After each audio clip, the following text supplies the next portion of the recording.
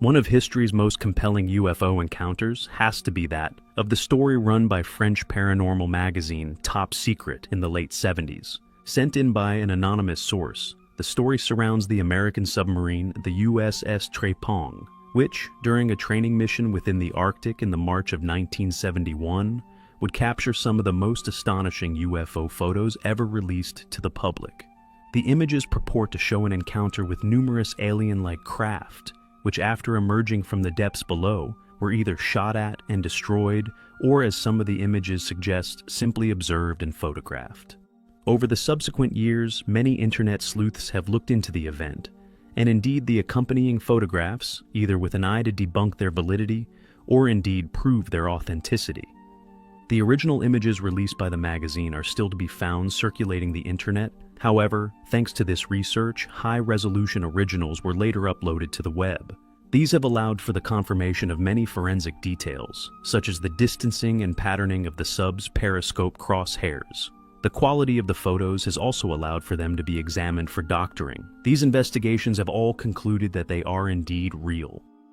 On July 8, 2015, investigator and former Navy pilot Steve Murillo was asked to make a phone call by request of researcher Alex Mistretta to Admiral Sackett, who was the captain of the USS Trépang during the supposed event. Admiral Sackett was gracious enough to take the call, but steered away from any questions surrounding UFO encounters. The Admiral told him, quote, "I only saw ice." He could not identify what was in the pictures. John Klika, also confirmed as being on the Trépang in the March of 1971, said that neither himself or anyone else on board saw anything unusual while in the Arctic. He found the investigation interesting reading, but didn't know what the pictures represent. Yet the plot thickens once one becomes aware of attempted official discrediting of the images, which would circulate over the years, with the strongest of these dismissive arguments indicating that the objects nothing more than old-world ship targets. Zeppelin-like craft, which would indeed be carried aboard ships, set afloat for the subs and their crews to do real-world combat drills upon. These targets obliterated and sent to the depths below, with some of the ascertained images indeed seeming to display these exact craft, possibly confirming that this was indeed the purpose of the overall mission. Yet this does not explain the many differing craft visible in the other images, or indeed why neither the captain or the crew members spoken to by researchers were able to identify what the images displayed. Regardless of whether they have been sworn to secrecy, these ship targets are well known as being within the public domain. Thus, why the admiral or his crew member would not identify them is maybe proof of a cover-up, but also maybe simply due to an oath of secrecy. Either way, it does not confirm nor deny the target theory as a legitimate explanation. Perhaps these were indeed prototype test targets. Yet, this still does not explain the original anonymous report made to the magazine, of them indeed having been alien craft, some of which fired upon and destroyed during a routine training mission within the Arctic Circle, a source which the magazine continues to resist giving up to the public. Freedom of Information Act requests have produced interesting documents surrounding the Trépang's activities during this time, with weapons testing indeed mentioned within the Arctic, these coinciding with the inflatable target theory. Yet, it has been regularly mentioned that the sub was not accompanied by any tailing vessels which would be needed to carry targets. Quote, "From February to March 1971, the nuclear attack submarine operated beneath the northern ice cap, conducting extensive tests to provide data for her weapons systems, as well as carrying out scientific experiments concerning the movement, composition, and geological history of the cap itself. This activity could indeed have disturbed something deep beneath the ice, something the Trépang captured in its periscope, and something not only the entire crew denies seeing, but one of them thought so important the world know of, they released it to the public. Perhaps the weapons testing was to see if they could down objects made of alien materials. Perhaps they were indeed reverse-engineered prototypes of alien origin. Whatever they were, the mystery surrounding their true origins is something which we continue to find highly compelling.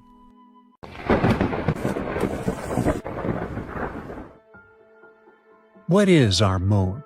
Where did it come from? Why is it rusting? In 1965, author Isaac Asimov observed, quote, "What makes a total eclipse so remarkable is the sheer astronomical accident that the moon fits so snugly over the sun. The moon is just large enough to cover the sun completely, so that a temporary night falls and the stars spring out. The sun's greater distance makes up for its greater size, and the result is that the moon and the sun appear to be equal in size. There is no astronomical reason why the moon and sun should fit so well. It is the sheerest of coincidence, and only the Earth among all the planets is blessed in this fashion." End quote. Between 1969 and 1977, Apollo installed seismometers upon the moon's surface in an attempt to understand its makeup. They would subsequently record moonquakes and describe the moon as ringing like a bell, particularly during shallow quakes, as if something within its core were making a hollow metallic-like surface vibrate in such a way as to ring. Thus, on November 20, 1969, Apollo would deliberately crash its lunar module ascent stage into the moon's surface in an attempt to record the reaction, and the moon would ring for almost an hour. Could our own ancient satellite have a tail reminiscent of the story of Noah attached to its origin? Over the past several decades, a number of individuals began to notice and indeed measure a strange activity going on upon the surface of our moon, one that, as the years go by, is becoming more and more obvious. The moon has begun to rust, and apparently nobody knows why. One of the baffling things regarding the rust is the apparent lack of oxygen upon its surface, making the process itself a complete mystery.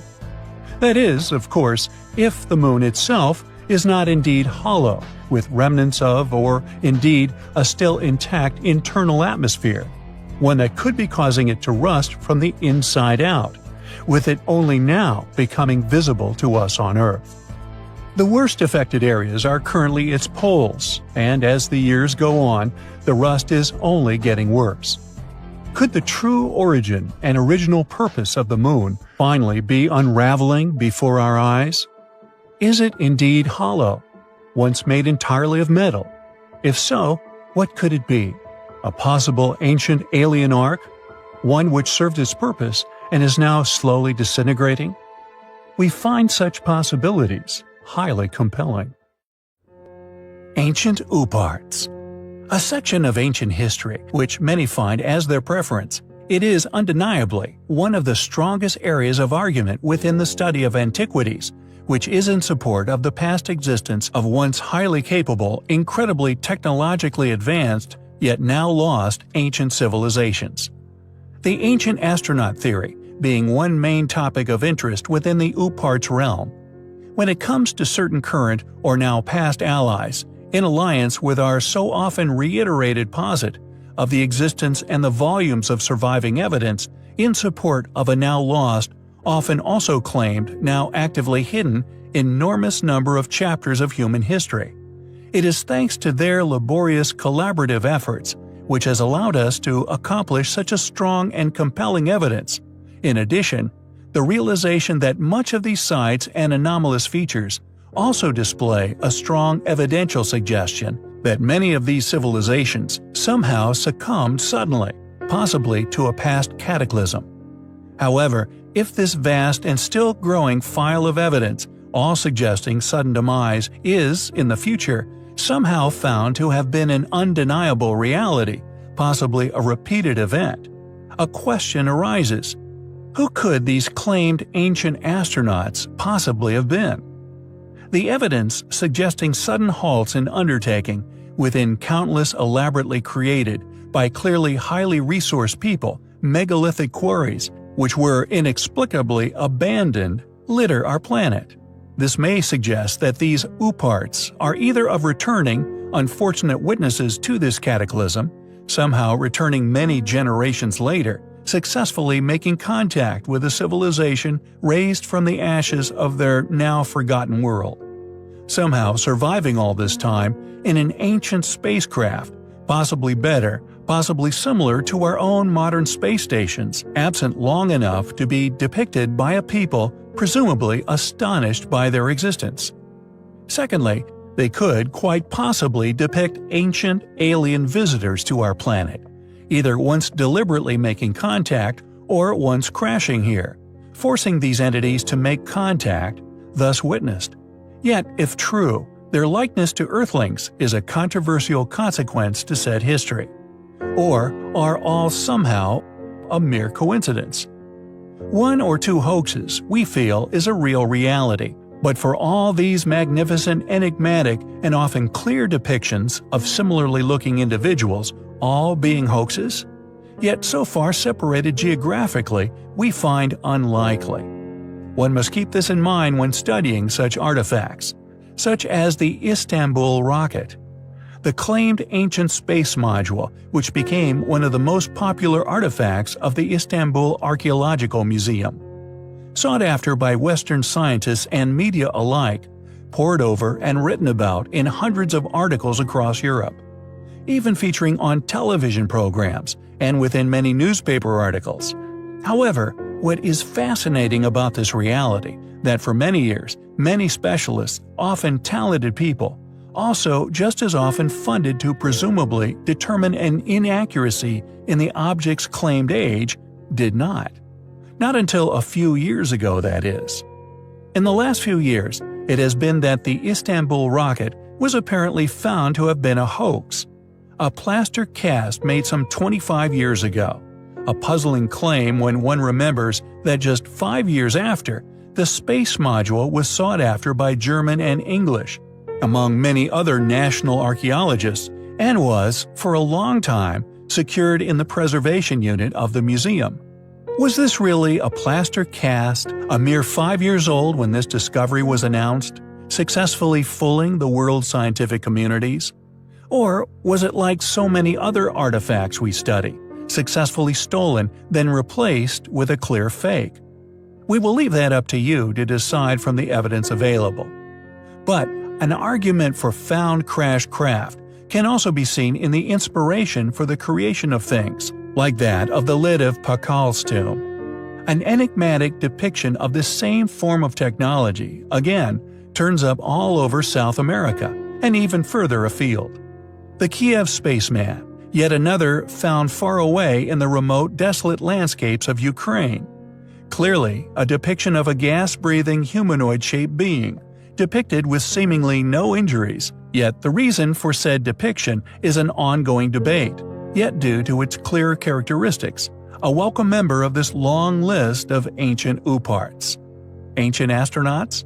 Or merely an extremely elaborate, highly complex, hard-worked, long-lived hoax?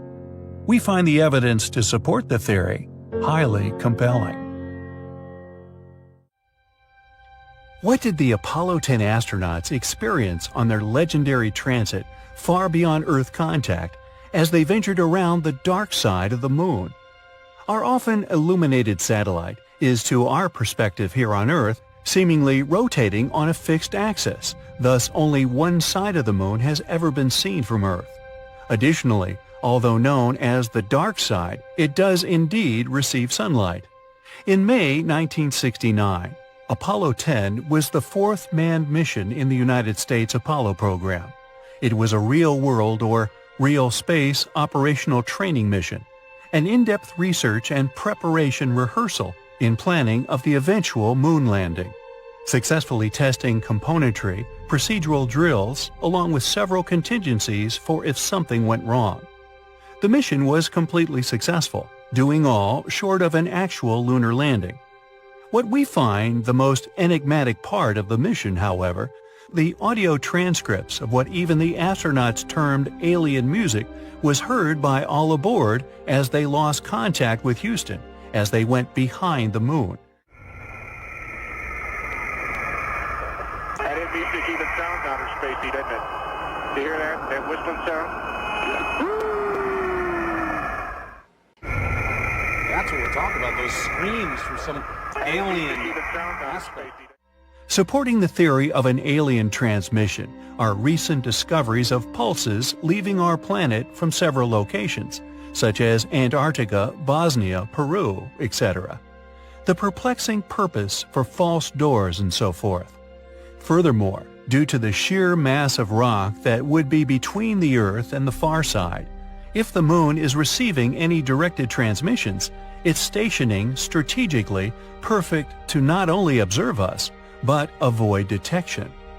The other cause for the music, a personal hypothesis, is that instead of the static we receive upon our television, residually from the Big Bang, outer of space, especially away from our own statically generating planet, this noise could, we believe, indeed sound like an eerie melody. Additionally, due to redshift and the Doppler effect, sound would warp through vast space-time travel, even from our closest neighbor, Proxima Centauri. Yet indeed, if of intelligent and extraterrestrial origin, it would be received as pulse of sound, having moments of silence distorted from interstellar travel. However, who knows what advanced technological composition could be possible? The truth is out there, or maybe it's here already. Although many of our viewers express a belief that all ancient ruins were constructed by our ancestors with methods learned over eons of trial and error, some also devoutly attest to them eventually succumbing to a biblically documented deluge. The fact remains, at this current time in history, we cannot prove this beyond doubt. As a collaboration who actively researches and seeks out these specific ruins in question, we have come into contact with considerable evidence to support many of these ruins having once been submerged, either by fresh or, more often than not, an ancient sea. However, due to their possible extraordinary antiquity, these subversive experiences may have been merely due to climactic changes, rather than divine intervention. There is also growing hostility towards the once popularly touted proposition of ancient aliens, or perhaps ancient astronauts. Many governmental bodies have supposedly come clean over recent years regarding alien disclosure, releasing a number of apparent smoking guns to the public, often videos which included military testimonies regarding said encounters. Is it therefore such an absurdity to merely postulate that, based on currently presented information, that an alien civilization, clearly far more advanced than us, is currently observing our planet and species?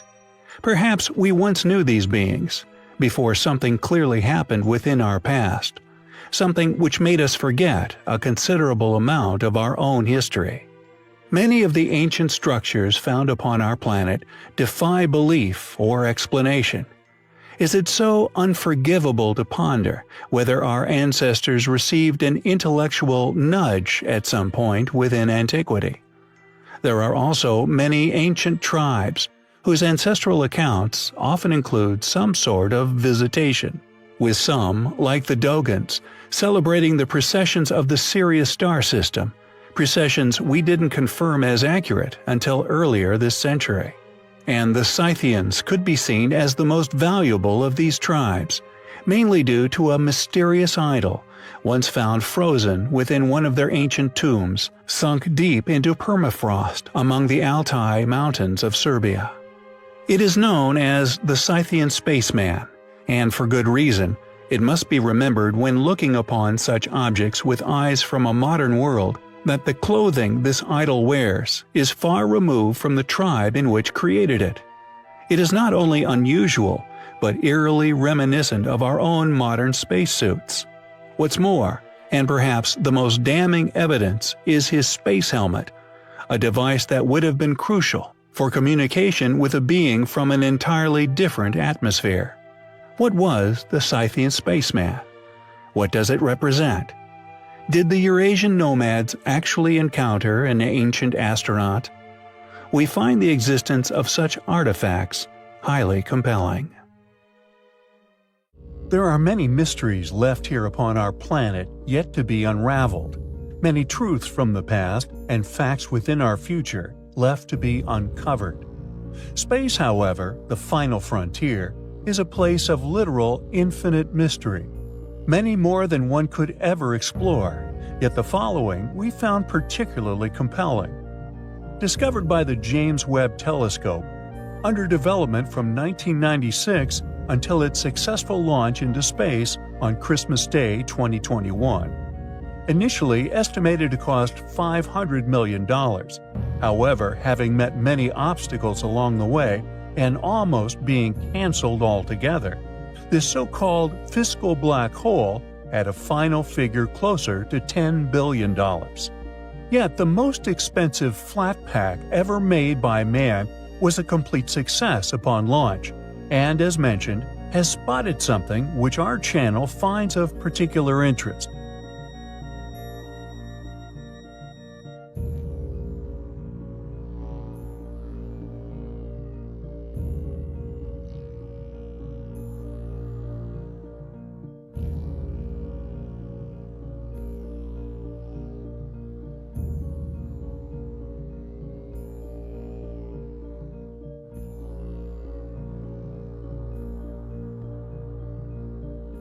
As if a sign from the gods spotted many light years away. Yet, to be fully identified, there are, however, theories as to what it could be. Quote, "It is currently thought to either be two galaxies colliding or a single galaxy of this unique shape by coincidence, with the interaction having caused its shape," a representative of the Space Telescope Science Institute told Space.com. Quote, "This may be the first time we've ever seen this particular type of object. Additional follow-ups would be required to figure out what it is with any certainty. It could be a single galaxy with an odd shape, but a merger seems like a more suitable fit," said Matt Kaplan, an assistant professor of physics at Illinois State University.